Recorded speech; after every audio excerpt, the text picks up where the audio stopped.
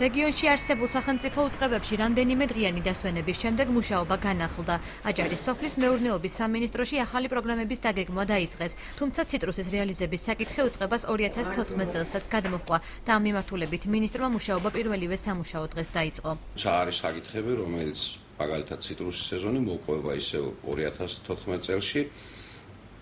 რამდენიმე სერიოზული პროექტი გვექნება მიმდინარე წელს განსახორციელებელი, როგორც თავისი მასშტაბებით, ასევე ალბათ შედეგებით და ამას სულ მალე იგრძნობს ჩვენი მოსახლეობა.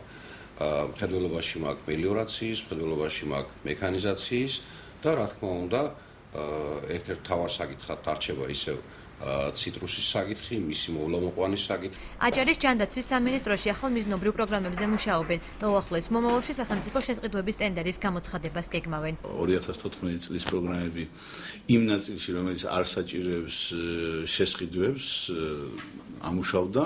გვაქვს გარკვეული ისეთი საკითხები, რომლებიც კანონმდებლობიდან გამომდინარე ტენდერებს საჭიროებს, თუმცა ეს არ არის ისეთი სასწრაფო მომსახურება, რომელიც ადამიანის ჯანმრთელობას ზიანს მიაყენებს, აქედან გამომდინარე, ჩვეულებრივ რეჟიმში მუშაობთ. ტენდერის საკითხს განიხილავენ ამჟამად აჭარის განათლების, კულტურისა და სპორტის სამინისტროშიც. უწყებაში სკოლების ინფრასტრუქტურით აღჭურვისა და მშენებლობისთვის მუშაობის დაწყებას მომავალი კვირიდან გეგმავენ. სკოლების მშენებლობა რეაბილიტაციის პროგრამა არის გაორმაგებული ბიუჯეტი.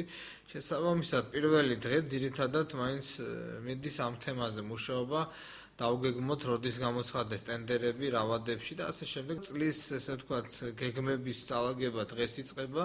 ყველა თანამშრომელი სამსახურში მოვიდა და ამ თემებზე შეელობთ საუბრობ და უკვე იმ კვირიდან აქტიურად დაიწყება მუშაობა.